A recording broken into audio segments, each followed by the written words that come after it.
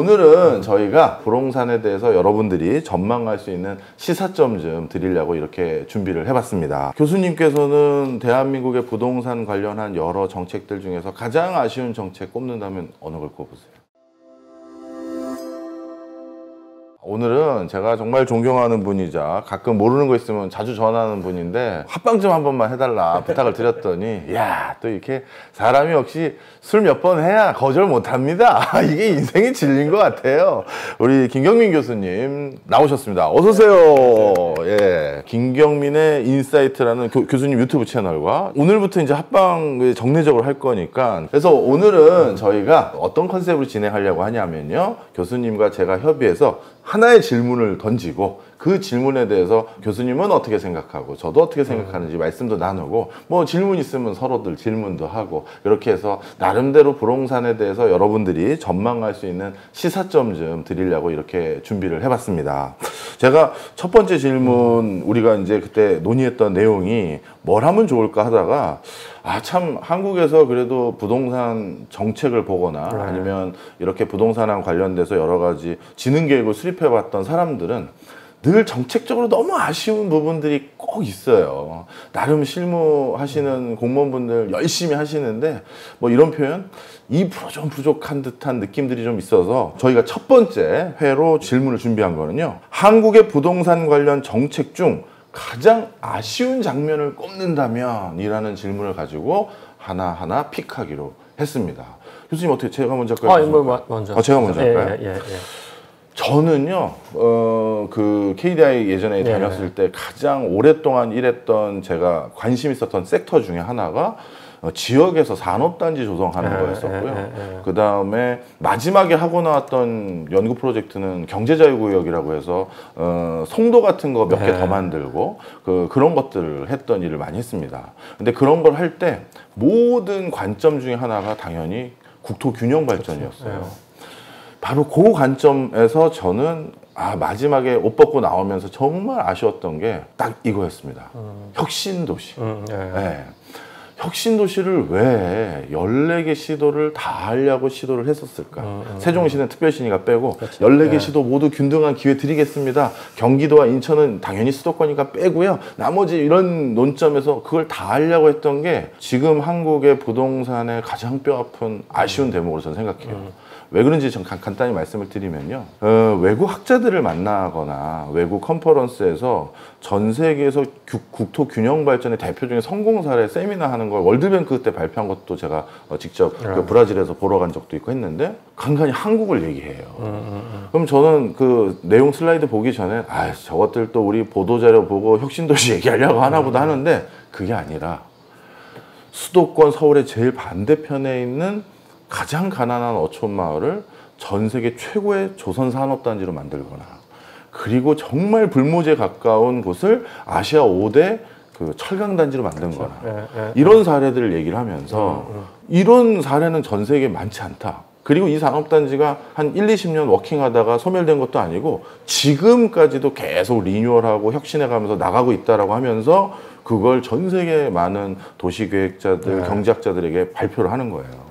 그걸 보면서 그래 저거였어 라고 생각을 했던 게, 저는 선택과 집중을 말씀드리려고 하는 겁니다. 그래서 선별해서 일단 저희가 딱 3개만 또는 4개만 해보겠습니다 하고 거기에 의미 있는 수준의 공기업이나 정책적인 지원 갔었으면 지금 우리나라 부동산의 가장 고민거리인 수도권 서울의 1극 제도에 대해서도 상당히 완화가 성공했을 거로 보고, 그 다음 두 번째로는 서울과 수도권의 1극 제도로 가다 보니까 산업 생태계도 한 축이 무너지면 우리나라에서 혁신 기반이 없어지는 이런 독특하게 될 수밖에 없는 이런 상황을 완화할 수 있는 것도 지금 못하고 있는 것 같고, 저는 그래서 그 부분이 제일 아쉬운 대목의 첫 번째로 꼽고요. 그다음 두 번째는 너무 태우 대통령 때부터 그 뒤에 모든 일련의 정책이 어떻게 보면 뭐 박정희 대통령 때부터도 마찬가지죠. 서울에 살겠다고 막 밀려 들어오니까 서울에 집을 더 지어드리겠습니다. 이게 정책적 기조였어요. 어떻게 보면 그 철학, 서울과 수도권에 더 살겠다고 하니 야 더 지어줘, 이 철학을 한번 크게 틀어서 다른 구심점을 한번 거하게 만들어 보자라고 철학이 변화됐던 게 혁신도시라고 저는 생각을 했는데, 뭐 그 전에도 없었던 건 아니지만 그때는 다 유권자 표심으로 어디에다가 뭐 실어줄 테니까 표밭 얻으려는 거였다고 전 생각을 했고요. 그 철학이 성공을 했다라면 거봐 서울과 수도권 아니더라도 이렇게 의미 있는 곳들 많이 생기잖아가 돼서 우리나라 부동산의 여러 조명이 달라졌을 거라고 생각을 했는데 저는 하여튼 그래서 이런 여러 가지 요인으로 그때가 제일 아쉬웠어요. 기계적인 균형 이게 전 너무 아쉬웠습니다. 이 부분은 부동산 시장 관점이 아니고 제가 봤을 때는 이제 도시의 어떤 성장 관점 있잖아요. 네. 산업에 대한 이해로 가면 좋을 것 같아요. 근데 제가 봤을 때 한 두 가지 정도에서 좀 바라봐야 될 게 우리가 이제 20세기의 산업하고 21세기의 산업이 다르잖아요. 주력 산업이. 20세기에서의 주력 산업이라는 건 사실 우리가 제조업이었고 지금 말씀하신 데가 다 울산 같은 경우 조선업이라든지 포항의 제철은 완전히 진짜 헤비 인더스트리잖아요. 네. 그죠? 완전. 근데 그때는 그게 이제 어떻게 보면은 어떤 산업 기조에서도 맞아가는 거죠. 네. 왜냐면 그때는 그게 이제 70년대에 만들어진 거니까 IT 혁명이라는 그런 전이잖아요. 어떻게 보면요.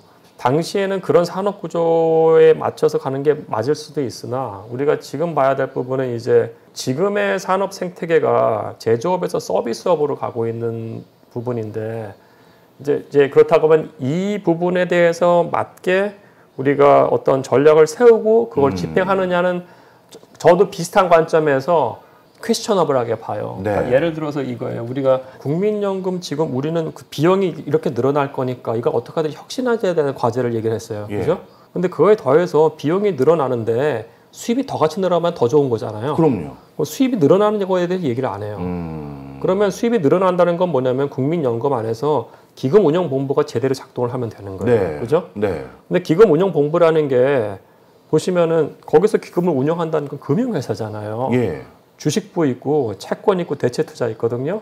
이거 로케이션이 원래 강남구 신사동에 있다가 지금 지방으로 갔다고요. 네. 전주로. 가면서 문제가 되는 것들은 뭐냐면 중요한 실장들이 다 나가거나 실장들이 나갔을 때 새로 보충도 되게 힘들어요. 저는 그 사람들 애국자라고 보거든요. 네. 기금운용본부가 그렇게 크지도 않아요. 사람들이. 산업적 측면을 봤을 때 그 산업이 과연 국내용이냐 아니면 국외용량을 우리가 구분해서 봤어야 될 것 같아요. 그러니까 국내 산업이라고 하면 한전 같은 경우에 나주에 가가지고 산업 클러스터를 만들어줘. 저는 그거 성공 사례라고 보거든요. 근데 글로벌 단위에서 이렇게 투자하는 곳들은 사실은 그 나라에서 핵심 금융 요지에 있어야 되는 거거든요. 전주가 우리나라에서의 금융 섹터의 클러스터가 아니잖아요. 예. 그거는 만들기도 쉬운 게 아니에요, 사실은. 근데 제가 봤을 때는 이 논의를 안 해요. 그거라도 과거에처럼 강남구 신사동에 놓던지 아니면 여의도를 데리고 와야 돼요. 네. 안 그러면은 이게 어떤 일이 발생하냐면은 해외에서 이제 대체 투자를 글로벌 단위에서 투자를 해요. 그럼 포트폴리오 차원에서 아시아도 온다고요. 네. 아시아 올 때 뭐 10일 이렇게 있지 않아요? 한 6일 와요. 네. 그러면은 이제 코로나 전만 하더라도 중국이 워낙에 크니까 중국에서 3일 보내요. 예. 일본에서 이틀 있고 한국에 하루 와요. 한국에 딱 내려와서 인천공항에서 여의도까지 그냥 한 번에 오잖아요. 예. 지하철로 딱 와서 거기서 한 바퀴 돌아요. 거기서 삼성 만나고 뭐 다 있으니까. 근데 여기 있다가 전주까지 가가지고 NPS를 만나야 되냐? 몇 번 그냥 스킵하는 거예요. 그렇네. 예. 그러니까 이게 NPS 대체 투자팀이 2010년대 초반에 전 세계 부동산 망가질 때 쐈거든요. 네. 그래가지고 어마어마한 그 크레딧을 받고 있어요. 그래서 그때 얘기해 들으면 어떤 프라이빗 에쿼티는 NPS에 정말 절대적으로 충성해요. 글로벌 프라이빗 에쿼티가. 네. 근데 걔네들이 이제 딜을 안 갖다 주는 거예요. 이런 부분까지 보면은 균형 발전이냐 글로벌과의 어떤 경쟁력을 봤을 때 우리가 새롭게 생각을 해야 되는 거죠. 그러니까 말씀하신 선택과 집중인 거죠. 그래서 그 관점에서 혁신 도시에 대해서 우리가 좀 리뷰는 지금 반드시 해야 될 것 같아요. 네. 저는 그런 차원에서 앞으로 선거 또 도래하지 않습니까? 그럼 또 뻔히 이슈되는 게 우리 지자체는 이제 앞으로 어떤 공공기관 더 내려보내줄 거냐? 이거 모든 대통령 후보들 돌 때마다 그 지자체 유지들이나 또 지자체 장들이 요구하거든요. 그렇죠. 그래야 우리가 너 밀어줘. 이 소리가 또 나오는데 저는 여기서부터 이제 머리가 쥐가 나는 거예요. 이제 산업단지가 우리나라에 2,000개가 넘었어요. 안 돌아가요. 안 돌아가요. 안 들어가요, 산업단지. 그리고 이제 어떤 우리 교수님이 더 잘 아시지만 흔히 말해서 천안 이하급에 이제 산다는 좋은 사람 구할 수가 없어서 그렇죠. 거기에 있는 공장, 창고 다 빼서 적어도 천안을 마지노선으로 그 위로 올라와야 된다 해서 지금 이사하는 분들도 계시거든요. 그런 상황인데 지금도 계속해서 제 전 직장이나 아니면 저도 조그만 연구소 하나 운영하니까요. 늘 연락 오는 게 저희 이번에 산단 하나 조성하려고 하는데 이게 연락이 와요. 그러면 여기에 이 산단을 조성하겠다는 그 종잣돈 그래도 인력이라도 이건 누가 그 도의회나 시의회에서 정해서 준 건데 이건 도대체 어떤 논의로 준 겁니까? 이렇게 물어보면 저쪽에 산단 몇 개 있고 이쪽에 산단 몇 개 있는데 우리가 제일 적다. 그 도나 시 안에서 또 안분이 또 일어나는 거예요. 클러스터나 직접 효과라는 생각은 없는 것 같아요. 이게 제일 아쉽더라고요. 산업단지라는 게 제조업 중심이잖아요. 거기 금융회사 들어가는 서비스업도 아닌 것이고 결국 우리가 패러다임이 바뀌었는데 산업단지는 계속 짓고 있는 거라고요. 그러니까 지금 말씀하신 것처럼 전국에 있는 산업단지의 공실률 완전 체크해야 돼요. 제대로 돌아가는지. 이거 거의 땅 장사거든요. 사실은요. 그냥 산단하면서 용도 풀어주고 뭐 용도 변경시키면서 가격이 올라가는 거기 때문에 결국은 이게 부동산 투자가 돼버려서 솔직히 그 얘기해서 그래서 지방에서 PF 터지는 것들이 산단 또는 이제 뭐 물류창고, 쇼핑몰 뭐 이런 것들이에요. 그러니까 산단 관련해 가지고 이렇게 자꾸 풀어주고 어디 산단으로 만드는 게 과연 우리의 지금 그 어떤 경제 패러다임에 부합하느냐? 우선 저희 그것부터 봐야 돼. 근데 부합하지 않는 건 다 아니까. 그러면 이제 공실률이라도 좀 조사를 하면은 제대로 돌아가는지 여부에 대해서 사람들이 느낄 텐데 그럼에도 불구하고 아마 계속 진력을 할 거예요. 표 때문에. 그러니까요. 하여튼 그래서 저는 그게 제일 아쉬운 대목으로 픽을 했고요. 교수님께서는 대한민국의 부동산 관련한 여러 정책들 중에서 가장 아쉬운 정책 꼽는다면 어느 걸 꼽으세요? 용산국제업무지구 개발. 뭐 그때는 파산은 너무나 당연한 거였고요. 그 다음 단계가 아직까지 못하는 거. 그리고 이게 플랜도 여전히 제대로 나오지도 않다는 거. 그게 제일 아쉽죠, 사실은. 그러니까 우리가 사실은 이런 거대 개발하는 역량은 솔직히 좀 떨어지긴 해요. 떨어지긴 떨어지는데 마스터 플랜이라도 제일 잘 쌀 수 있다고 보거든요. 근데 마스터 플랜부터가 되게 엉성해요. 제가 봤을 때는 엉성하고 이 말씀 드리는 이유는 뭐냐면은 지금 다 아자부다이 힐스 보러 가요. 그죠? 다 저도요. 모든 사람들이 다 아자부다이 힐스. 근데 아자부다이 힐스 보면은 우리가 지금 놓치고 있는 것 중에 하나가 이 모리 빌딩이 아자부다이 힐즈를 개발하기 위해서 34년 걸렸어요. 아, 그게 그렇게 오래 걸렸어요? 우리가 10년 전에는 용산국제업무지구 개발한다고 했을 때 한국의 록봉기 힐스 만든다고 했어요. 맞아요. 그죠? 록봉기 힐스는 마찬가지 모리 빌딩에서 한 거거든요. 힐스 들어가는 게 다 록봉기 그 모리 빌딩에서 하는 건데 그것도 20년 넘게 걸렸어요. 기본적으로 일본은 거기 사는 분들 있잖아요. 그 법적으로는 3분의 2 이상의 동의인데 거의 100% 동의를 요구해요. 100%요? 그래서 다 설득하는 거예요. 그러니까 문제가 없어져요, 사실은. 우선은 용산국제업무지구 개발 땅은 철도청 부지이기 때문에 코레일 부지이기 때문에 이 릴로케이션 이슈는 없죠. 그냥 거기 사는 사람들이 없으니까 땅도 깔끔한 거죠. 그러면 우리가 뭔가를 할 수가 있는 거라고요, 사실은. 근데 이제 그럴 때 위해서 어떤 계획이 나와야 되는데 그렇게 계획이 안 나와요. 그것도 다 일본 거 카피해서 뭘 하려고 해요. 록봉기를 카피해서 뭘 하든가 아니면 지금은 아자부다이 힐즈인데 사실 재작년까지만 해도 허드슨 야드 개발이었어요. 뉴욕에 있는 허드슨 야드 개발. 그러니까 허드슨 야드 개발하고 이거랑 비교하는 건 전 맞다고 봐요. 사실은 허드슨 야드 개발은 기본적으로 거기도 약간 좀 공유지적 성격이 있었기 때문에 그리고 허드슨 야드 개발하고 그 용산국제업무 개발하고 거의 비슷한 시기에 시작을 했어요. 근데 허드슨 야드 개발은 사실은 여기도 2008년에 금융위기 터지면서 망가졌다가 2010년대 초반에 다시 시작을 한 거예요. 용산국제업무지구 개발은 사실은 서울시가 구조를 잘못 짜면서 그러면서 망가진 거거든요. 근데 그렇게 망가진다고 하더라도 이게 철도청 국공유지 부지이기 때문에 국토부하고 중앙정부하고 서울시만 잘 플랜을 잘 짰으면은 지금 이미 반 정도는 개발을 했었어야 되는 거예요, 사실은. 그러니까 그동안 아무것도 못했던 거는 사실 굉장히 아쉽죠. 아쉽고 지금 나와 있는 부분도 아자부다이 힐스를 만들겠다고 하는데 뭐 가서 보셔서 아자부다이 보셔서 아시겠지만 거기는 부유층들이 아니라 럭셔리 개발이잖아요.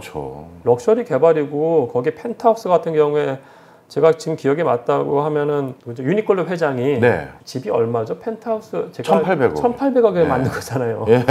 그걸 우리나라 와서 용산에서 할 거냐고요, 지금.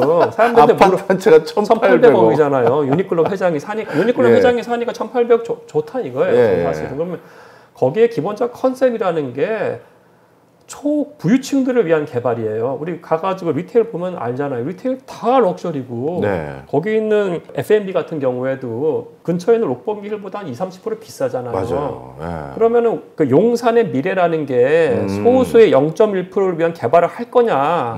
아자보다 힐스는 그거잖아요. 일본에서 그렇죠. 제일 잘 사는 사람들이 가는 데고 예. 그 플랜은 작동할 수 있다고 봐요. 네. 모리빌딩이 사기업이고 내가 땅 다 샀고 내가 올릴 거니까 정말 슈퍼 럭셔리, 슈퍼 부자를 위한 개발할 거야. 그럼 가야죠. 그거 예. 굉장히 힘든 거고 파산할 수도 있는 건데 그렇게 갔다고 해서 성공하는 것도 대단하다고 보고 네. 그다음에 거기다 앵커를 넣는 것도 브리티시 인터내셔널 스쿨 내가 넣을 거고 그렇게 해야지 일본에 있는 부유한 외국인들이 와서 살 수 있는 정주 환경 만들어 놓을 거다. 그리고 게이오 대학교 앵커를 넣고 할 거다. 이거는 민간에서 할 수 있는 비전인 거죠. 근데 코레일이라는 부지라는 게 공공이 갖고 있는 부지인데 네. 소수의 0.1%를 위한 공간을 용산에다 할 거다? 그렇게 얘기할 때 누가 서울 시민들이 그거를 찬성하겠냐고요. 그렇죠. 예. 그러니까 허드슨 야드 개발만 하더라도 허드슨 야드 개발 같은 경우 미국에는 이거는 그 디벨로퍼가 있어요. 공공 쪽에서의 디벨로퍼가 있어요. 예. 제가 말한 공공 디벨로퍼는 자기가 건물 저거 내가 공공이 다 가져가 아니고 예. 거기는 이제 허드슨 야드 디벨롭먼트 코퍼레이션이라고 그 뉴욕시에서 만들어준 어떤 재개발청이에요. 예. 근데 그 재개발청은 비전을 제시해요. 그리고 토지를 구획을 한 다음에 그거를 장기 임차를 주는 어떤 주체일 네. 뿐이에요, 사실은. 그 다음에 이 허드슨 야드 디벨롭먼트 코퍼레이션이 민간 디벨로퍼랑 딜을 해요. 예. 이 땅은 네가 이렇게 개발해. 이 땅은 네가 이렇게 쇼핑몰로 개발. 그걸 하는 거예요. 그럼 우리가 지금 중요한 거는 이런 조직이 있냐에 대한 거예요. 지금 그게 없어요. 네, 네. 이런 거대 개발은 공공 사이드에서 개발 비전을 제시하는 주체가 반드시 있어야 되는 거예요. 예.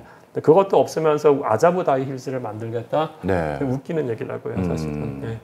그렇네요. 어떻게 보면 대한민국 서울 수도의 가장 노른자위 땅에 국가 차원에서의 마스터 플랜 하나도 제대로 없고 네. 그 마스터 플랜을 또 당연히 담보해야 될 주요 내용 중에 하나가 공공성일 텐데 공익성일 거고 그런 부분에 대해서 논의하고 있는 여러 그 후보군이나 벤치마킹하고 있는 게 아자부다 해주면 야 이건 진짜 나중에 문제될 수도 있겠는데요. 문제되는 거죠. 그러니까 예. 허드슨 야드의 개발은 그나마 괜찮은 게 한 회사가 다 한 건 아니에요. 근데 일부 그 아파트 쪽 개발한 업체가 미국에서 어포더블 하우징 개발하던데요. 네. 민간에서 그 중산층과 서민을 위한 임대 아파트 그걸 개발하던 데여서 중산층과 서민을 위한 임대 아파트 공간들이 들어가 있어요. 예. 야, 그 노른자의 땅이. 왜냐면은 그렇게 해야 돼요. 뉴욕은 그게 굉장히 강력하기 때문에 시장 가격대를 받는 건 당연히 있어야 되는 예. 거고요. 그게 없으면 안 돼요. 그렇겠죠. 왜냐하면 이런 수익률을 담보해야 되는 거니까. 네. 그게 있어야 되는 거고 당연히 중산층과 서민을 위한 임대 아파트도 존재를 해요. 네.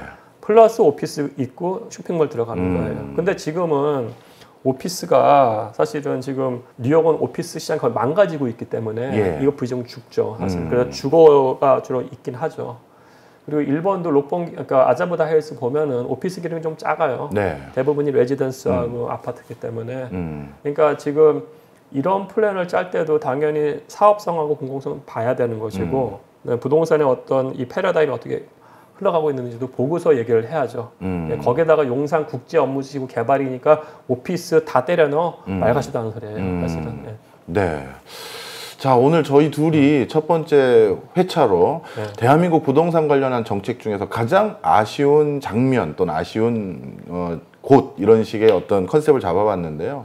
저는 어떻게 보면 한국 수도권 서울의 일극체대를 완화할 수 있는 마지막 기회였을지도 모를 혁신도시를 꼽으셨고 우리 김경민 교수님께서는 어떻게 보면 미래 서울의 그리고 대표 한국 서울의 마중물이자 상징성을 담보할 용산에 대해서 이렇게 계속 지지부진하면서 또 논의하는 방향성도 여러 가지 문제가 있다는 두 장면을 말씀 주셨습니다.